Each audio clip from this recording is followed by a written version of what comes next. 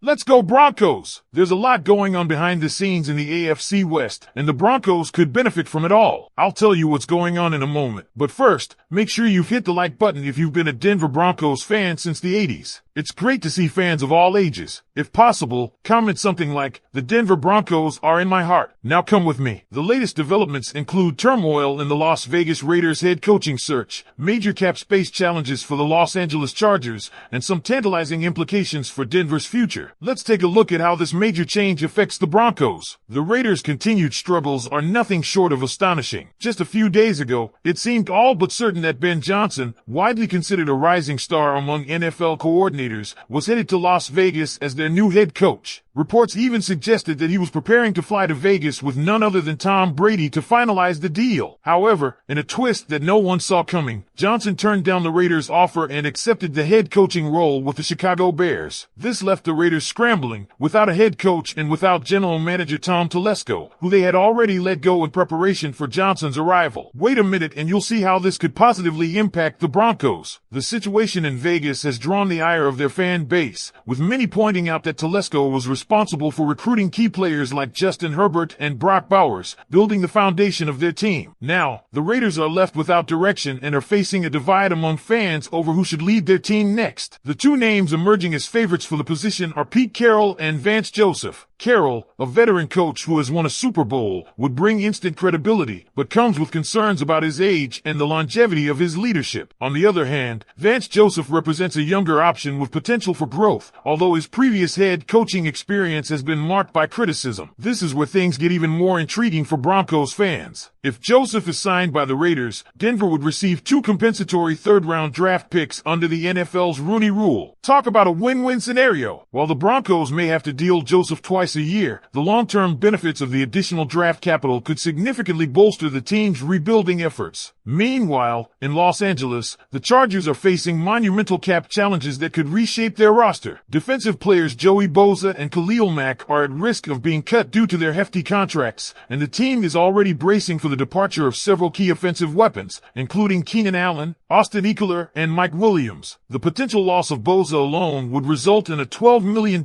hit to the salary cap, leaving the Chargers in financial disarray. For the Broncos, this is fantastic news. The AFC West may finally be leveling out after years of dominance by well-funded rosters in Los Angeles and Kansas City. Speaking of Kansas City, their recent injuries and salary cap situations could also open the door for a more competitive Broncos team next season. But the real drama lies in Las Vegas and its ripple effects on the rest of the division. Ben Johnson's decision to pass on the Raiders has not only left them without a clear path forward, but has also drawn attention to the Chicago Bears' ambitious rebuild, which now includes Johnson and potentially several members of their coaching tree. Denver's own coaching situation is also a bit shaky. With the Broncos still searching for a special teams coordinator, Darren Rizzi is a top candidate, though rumors suggest he could join Johnson in Chicago. If Rizzi does end up in the Windy City, Mike Westhoff believes Chris Banjo could be a logical replacement. Banjo has been praised for his work in Denver, but there is concern that he could be signed by another team before the Broncos make their move. If Rizzi chooses Denver, it could be a huge win for the Broncos, especially considering the challenges of coaching special teams in a windy and unforgiving environment like Chicago. Finally, the possibility of Pete Carroll reuniting with former players like Russell Wilson in Las Vegas adds yet another layer of intrigue. While the Broncos are unlikely to keep Wilson, seeing him twice a year in a Raiders uniform would be a storyline packed with drama and high stakes. The bottom line? The Broncos are poised to benefit from the disarray in their division. With the Raiders struggling to find direction, the Chargers likely losing key players, and the Chiefs showing potential signs of vulnerability, the stage is set for Denver to reclaim its place as a serious contender in the AFC West. What do you think? Broncos country, did the Raiders dodge a bullet by missing out on Ben Johnson, or are they spiraling into chaos? And how do you feel about the potential changes in Los Angeles and Kansas City? Share your thoughts below. This is shaping up to be one of the most exciting off seasons in recent memory. But let's not stop there. Broncos country. The implications of these developments stretch far beyond just the immediate chaos in the AFC West. It's a ripple effect that could dramatically reshape the competitive landscape of the entire division for years to come. First, let's revisit the coaching situation in Las Vegas. If Pete Carroll ends up taking the Raiders' job, it might be a short-term win for them in terms terms of credibility and stability. Carroll's coaching pedigree is undeniable, and his experience could inject discipline and structure into a franchise that has been plagued by instability. However, there's no ignoring the fact that Carroll is nearing the twilight of his career. By the end of a potential contract, he'd be pushing 80, and while his energy and passion for the game are unmatched, this hire could very well be a short-term fix for a long-term problem. On the flip side, if the Raiders go with Vance Joseph, it's an entirely different gamble. Joseph is younger and has a more modern perspective on coaching, but let's not forget his tenure in Denver. While he showed promise in certain areas, his head coaching stint was defined by inconsistency and a lack of results. Raiders fans might see him as a coach who has learned from his mistakes and is ready for a second chance, but Broncos fans know all too well the risks of placing faith in a coach who hasn't yet proven he can consistently deliver at the highest level. Now, let's talk about the Los Angeles Chargers. This is where things get particularly exciting for the Broncos. The Chargers' potential roster overhaul due to cap constraints could leave their defense vulnerable and their offense missing key pieces. Players like Joey Bosa and Khalil Mack are game changers, and their absence would fundamentally alter the dynamic of a Chargers defense that has often been a thorn in Denver's side. Add to that the possible departure of offensive stalwarts like Keenan Allen and Austin Ekeler, and you're looking at a team that might struggle to maintain its competitive edge. For the Broncos, this could mean a more balanced playing field in the AFC West. Over the past several years, Denver has had to contend with superstar-laden rosters in Los Angeles and Kansas City, often playing the role of underdog. Now, with the Chargers potentially hitting a rebuild and the Raiders grappling with leadership uncertainty, the Broncos have a real shot at capitalizing on the division's turmoil. This is especially true if Denver continues to make smart moves in free agency and the draft, building on the solid foundation laid by head coach Sean Payton. Speaking of Sean Payton, his influence on the Broncos cannot be overstated. His ability to instill discipline, create a winning culture, and maximize talent will be a key factor in Denver's ability to capitalize on these opportunities. And while the quarterback situation remains a hot topic, Payton's focus on developing a balanced, team-first approach is exactly what the Broncos need to emerge as legitimate contenders once again. Meanwhile, Kansas City isn't entirely immune to the turbulence sweeping through the division. Injuries, cap management, and the ongoing challenge of maintaining dominance in a league designed for parity will test the Chiefs in the coming years. While they remain the team to beat in the AFC West, even the slightest chink in their armor could open the door for the Broncos to step up and challenge their supremacy. And let's not forget the emotional element of all this. Broncos fans have endured a difficult stretch in recent years, watching their team struggle to regain its footing while rivals like the Chiefs and Chargers thrived.